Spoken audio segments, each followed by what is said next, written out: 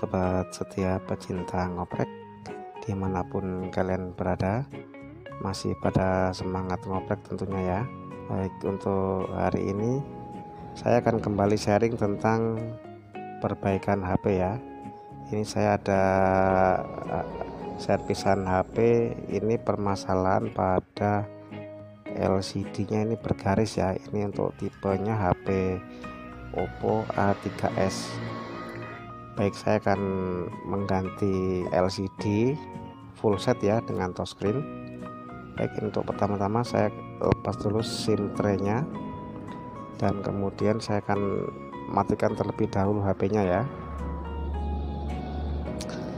Dan setelah HP-nya dalam keadaan mati, saya akan buka tutup casing atau backdoor ya. Ini saya menggunakan kuku, atau bisa juga dengan menggunakan tool khusus untuk membuka casing ya.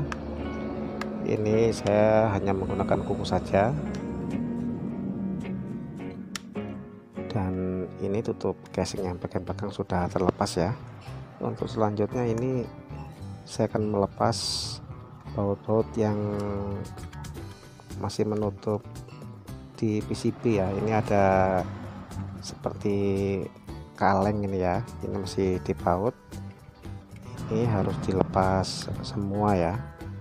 Oh ya, sobat-sobat bisa perhatikan ya, itu segel yang saya beri tanda panah, itu segelnya sudah tidak utuh lagi ya.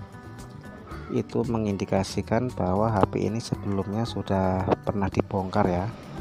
Itu ada lubang bagian tengah, itu seharusnya utuh, namun karena ini sudah ada lubang bulat bekas dibuka, nah itu mengindikasikan bahwa HP ini sudah pernah diservis sebelumnya ya. Setelah tutup kaleng pengamannya dilepas, selanjutnya saya akan lepas baterainya ya. Namun ini di bagian pinggir ini ada plastik, ini ada lengket ini ya, bagian pinggir-pinggir baterai ini saya buka. Kemudian ini yang bagian hijau pada baterai tinggal kita tarik. Nah, ini baterai sudah terlepas ya. Kemudian pada plastik ini harus dilepas juga ya. Ini untuk melindungi fleksibel LCD dan fleksibel penghubung antara PCB atas dan PCB mesin bawah ya. Dan ini sudah terlepas. Ini saya akan lepas fleksibelnya ya. Ini saya tarik saja. Kemudian ini yang bagian bawah juga ini harus dilepas juga ini ya. Setelah PCB bagian bawah sudah dilepas, selanjutnya tinggal melepas PCB yang bagian atas ini ya. Ini lakukan dengan hati-hati ya, karena kalau kurang kehati-hatian ini bisa berakibat fatal ya. Ini bisa mesin PCB-nya ini bisa tergores karena kurang kehati-hatian pada saat mencongkel PCB ya. Dan ini PCB-nya sudah terlepas ya. Kemudian saya akan lepas LCD-nya menggunakan jarum peniti ini ya.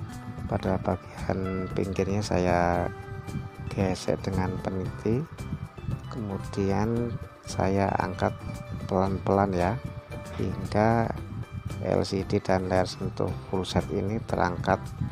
Kemudian tinggal kita tarik pelan-pelan ya. Dan ini sudah terlepas LCD yang lama. Kemudian saya akan mengganti dengan LCD yang baru ya. Nah, sebelum dipasang LCD yang baru, ini saya akan beri lem pada casingnya, khusus untuk lem LCD dan layar sentuh ini ya. Ini saya menggunakan lem B7000. Nah, ini saya beri sedikit saja ini ya, yang penting bisa kuat. Kemudian jika sudah, ini tinggal kita pasang kembali LCD yang baru, lalu kita posisikan pada posisinya hingga pas ya. Dan kalau dirasa sudah pas, selanjutnya saya akan ikat dengan karet ya. Nah, ini bertujuan supaya lem yang kita beri tadi supaya bisa rapat ya, supaya tidak mengangkat layar sentuhnya. Ini kita biarkan sampai kering ya.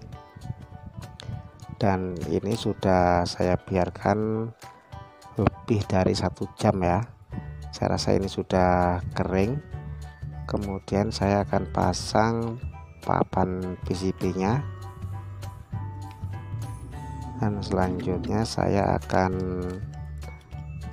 pasang baterainya ya, untuk melakukan pengetesan apakah LCD yang baru ini masih bisa berfungsi dengan normal. Nah, ini kita tes terlebih dahulu ya. Nah, ini HP sudah saya nyalakan dan ini sudah normal ya.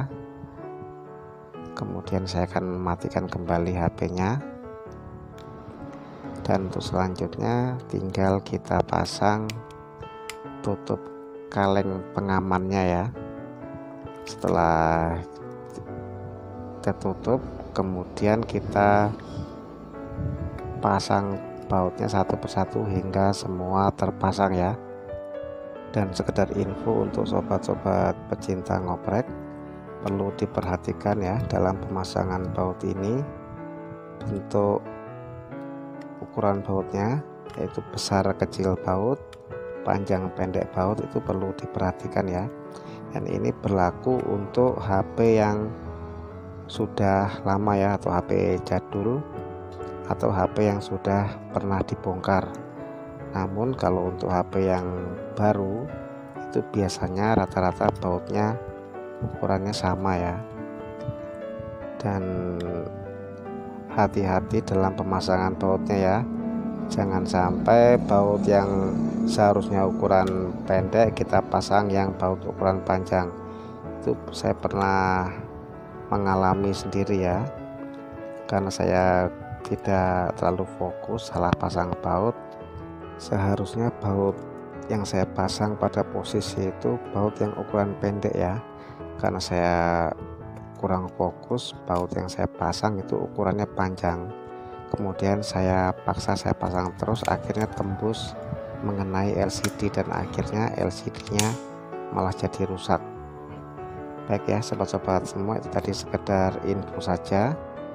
Dan ini sudah selesai ya, HP-nya sudah kembali saya nyalakan, dan tampilan layar LCD-nya sudah normal, dan juga layar sentuhnya ini saya sentuh-sentuh sudah merespon ya, sudah normal semua, dan sudah siap kita kembalikan kepada yang punya. Baik ya sobat-sobat semua, demikian sharing dari saya, semoga bermanfaat. Salam ngoprek dan berkah dalam.